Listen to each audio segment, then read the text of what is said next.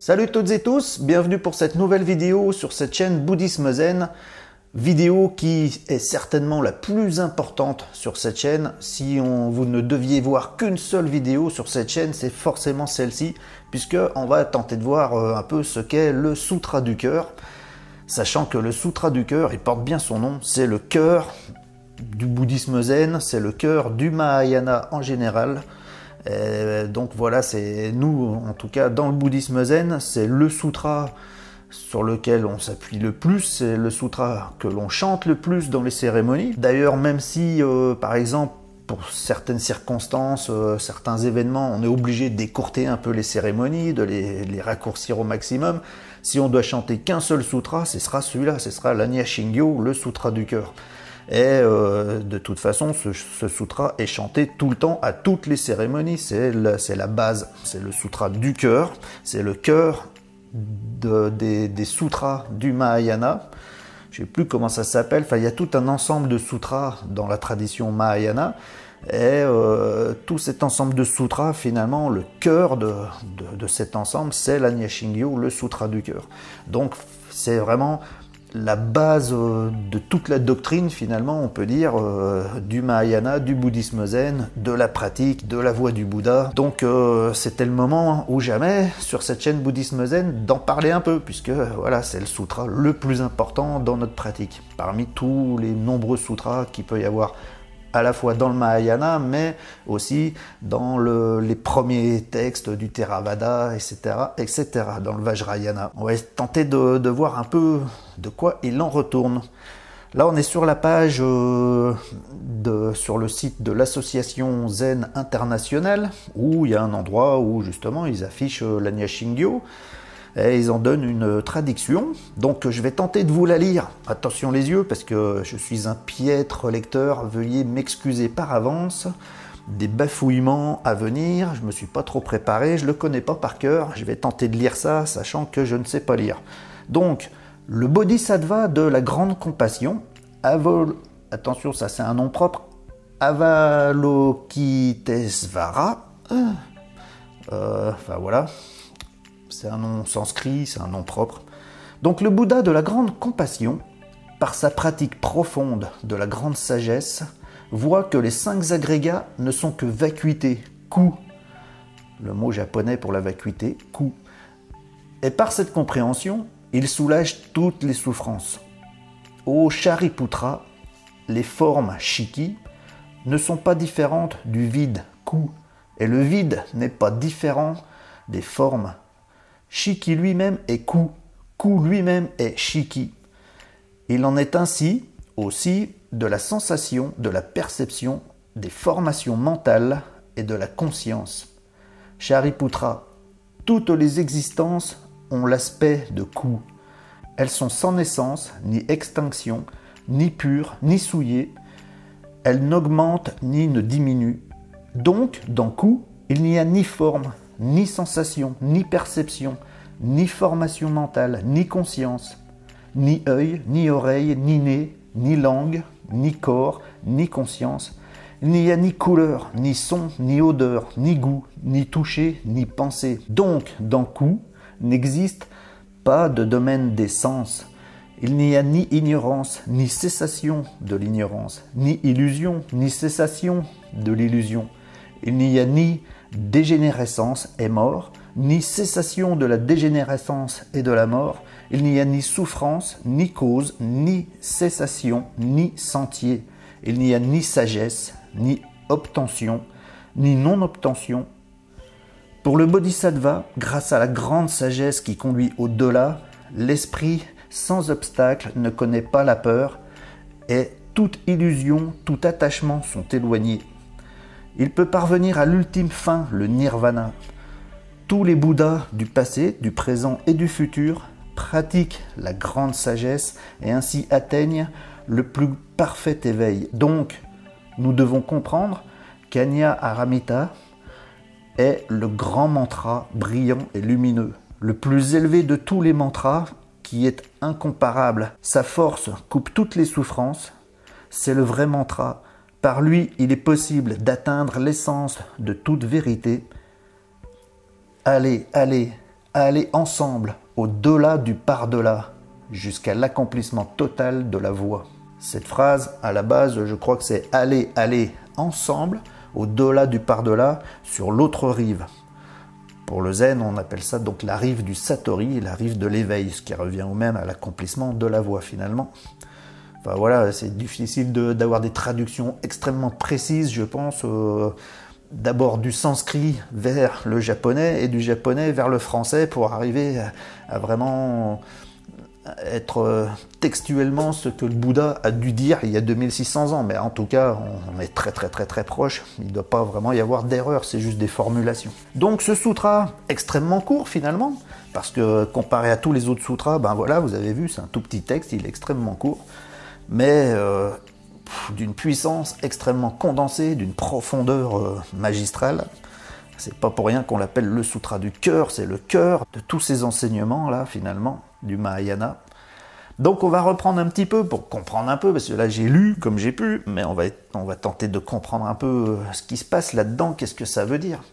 Sachant que, certes, c'est quelque chose qu'on ne peut pas aborder vraiment intellectuellement, une compréhension intellectuelle des choses, ça ne va pas vraiment nous amener à la voie. Ça c'est quelque chose finalement qui doit être vécu spontanément de l'intérieur, on va dire par le zazen. Finalement, le sutra du cœur doit s'actualiser au travers de la pratique de zazen.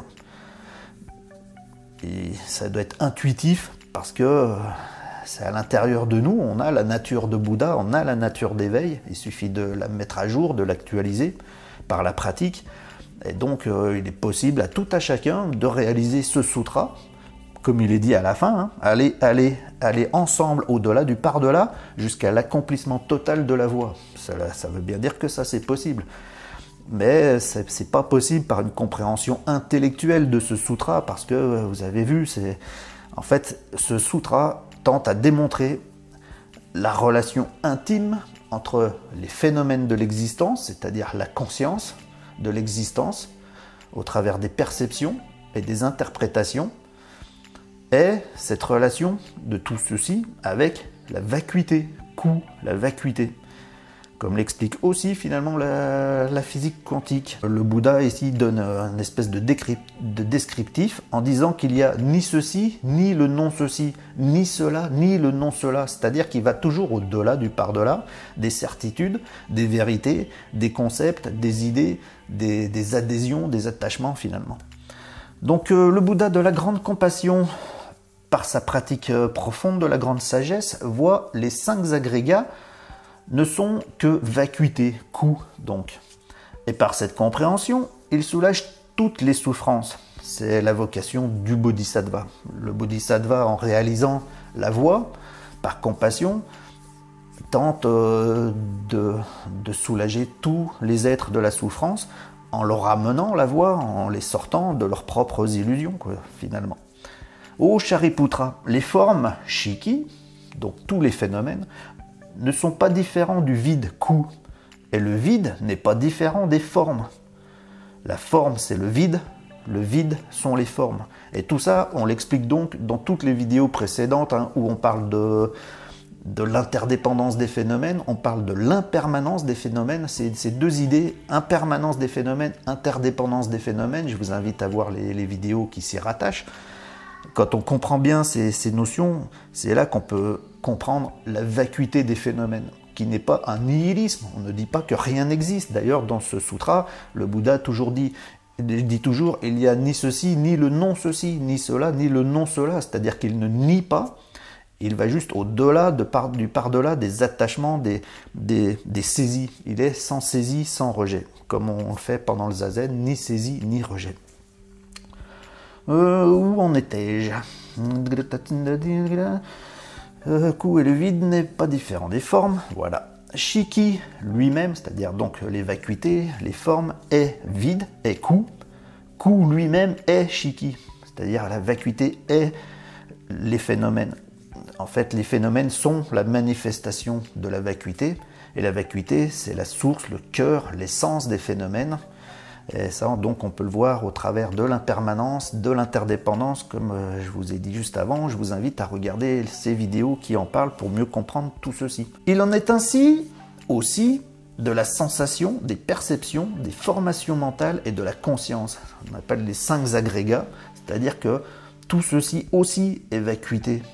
Les sensations, toutes nos sensations, nos perceptions des phénomènes, nos formations mentales, c'est-à-dire nos interprétations, la conscience finalement, tout ceci est vacuité. Est l'expression de la vacuité. Shariputra, toutes les existences ont l'aspect de coup, du vide.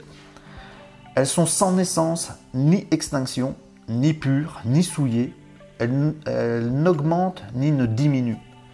Ça montre qu'au travers de l'impermanence des phénomènes, finalement, que tous ces phénomènes pris séparément ne sont qu'en surface l'expression de la vacuité, quand on va justement à la source, à la vacuité, on se rend compte qu'il n'y a plus vraiment d'impermanence. Que donc il n'y a ni naissance, ni extinction, ni pur, ni souillé. Rien n'augmente, ni ne diminue, comme je le dis souvent dans les vidéos. Dans l'univers, rien ne se crée, rien ne se perd, mais tout se transforme. Donc, d'un coup, il n'y a ni forme, ni sensation, ni perception, ni formation mentale, ni conscience. C'est à prendre, non pas à la légère, mais à bien garder en conscience au travers de notre pratique. Dès qu'on se surprend à s'attacher à nos sensations, à nos perceptions, à nos formations mentales, c'est qu'on est dans la saisie, dans le rejet, on est dans la dualité finalement. Et le Bouddha nous invite à aller au-delà du par-delà de toute cette vision dualiste des phénomènes et de leur source vacuité, au travers de l'impermanence et de l'interdépendance. Ni œil, ni oreille, ni nez, ni langue, ni corps, ni conscience. Justement, le Bouddha ici nous montre l'importance quand on s'attache à nos propres perceptions. Quand on perçoit le monde, quand on perçoit les phénomènes, on interprète et on est déjà dans notre propre schéma, on est déjà dans notre propre univers qu'on construit nous-mêmes avec nos propres illusions, mais on est déjà loin de la réalité pure parce qu'on est dans nos interprétations à partir de nos propres perceptions. Et donc le Bouddha ici nous invite à aller au-delà de nos propres perceptions pour toucher le cœur des phénomènes. Ni œil, ni oreille, ni nez, ni langue, ni corps, ni conscience. Il n'y a ni couleur, ni son, ni odeur, ni goût, ni toucher, ni pensée. Là, il fait le lien justement entre, on a nos sens de perception qui perçoivent les phénomènes, et il y a les phénomènes qui sont le sujet de perception. Nous percevons et il y a les sujets de perception. Et là, il montre qu'il n'y a aucune dualité entre ces choses-là. S'il n'y a pas les sens de perception, il n'y a pas non plus les objets de perception. Tout ceci est en unité, tout ceci est l'expression de la vacuité. Ni mental, ni ego, ni toucher, ni penser. Donc, d'un coup, dans la vacuité, n'existe pas de domaine d'essence, comme on l'a vu. Il n'y a ni ignorance, ni cessation de l'ignorance, ni illusion, ni cessation de l'illusion. Là, on est bien dans le « il n'y a ni ceci, ni le non-ceci, ni cela, ni le non-cela ». Et ça, c'est vraiment le cœur de ce sutra, et c'est ce que intuitivement il faut vraiment comprendre par le zazen, non pas par le mental, mais vraiment par l'intuition, parce que ceci, ça résonne en nous, c'est existant en nous, nous sommes l'expression de tout ceci, et donc il s'agit de saisir ça au travers du zazen de façon ressentie, intuitive. C'est le cœur du sutra du cœur, ça. Il n'y a ni dégénérescence et mort, ni cessation de la dégénérescence et de la mort. Il n'y a ni souffrance, ni cause de la souffrance, ni cessation, ni sentier. Il n'y a ni sagesse, ni obtention, ni non-obtention. Pour le bodhisattva, grâce à la grande sagesse qui conduit au-delà, l'esprit sans obstacle ne connaît pas la peur et toute illusion, tout attachement sont éloignés. Il peut parvenir à l'ultime fin, le nirvana. Donc voilà, en fait, c'est quand on va au-delà du par-delà de toute perception, de toute sensation, de toute interprétation, de tout attachement, de toute identification et de toute dualité. On n'est plus dans la peur, on n'est plus dans la souffrance parce qu'on n'est plus identifié, il n'y a plus de soi, il n'y a que ce qui est. Il n'y a que ce qui est. la vacuité dans toute son expression sans identification. Je pense que ce sutra nous invite à toucher cet espace-là, finalement. Tous les Bouddhas du passé, du présent et du futur pratiquent la grande sagesse et ainsi atteignent le plus parfait éveil. Donc nous devons comprendre qu'Anya Aramita est le grand mantra brillant et lumineux, le plus élevé de tous les mantras, qui est incomparable. Sa force coupe toutes les souffrances. C'est le vrai mantra. Par lui, il est possible d'atteindre l'essence de toute vérité. Donc ce mantra, c'est aller ensemble au-delà du par-delà, jusqu'à l'accomplissement total de la voie. C'est un mantra dans le sens où on considère même que tout ce sutra du cœur, l'Anya Shingyo, qu'on récite donc tous les jours dans les temples zen, dans les dojos, c'est un mantra à lui tout seul, parce que finalement on pense que même si on ne comprend rien de ce que ça raconte, le fait de le chanter, de le réciter, il y a quelque chose qui résonne, qui rayonne, quelque chose d'énergétique, de puissant. C'est le principe d'un mantra.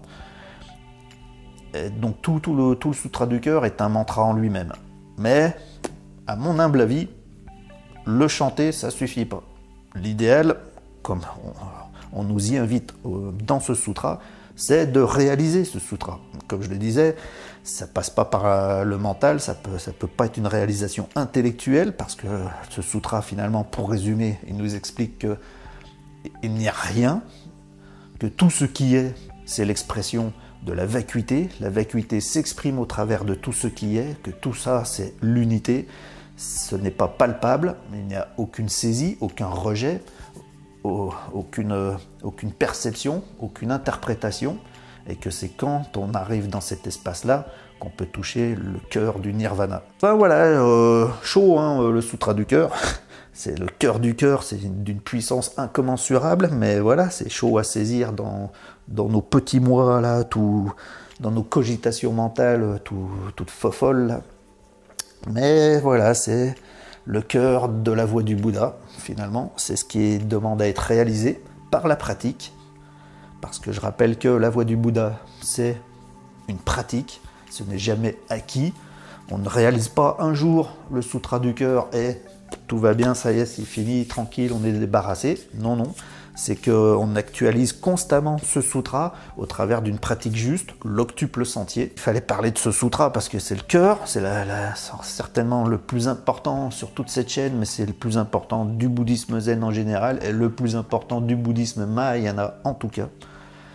Donc voilà, je ne sais pas si ça peut vous être utile, cette petite lecture et puis ces petites explications.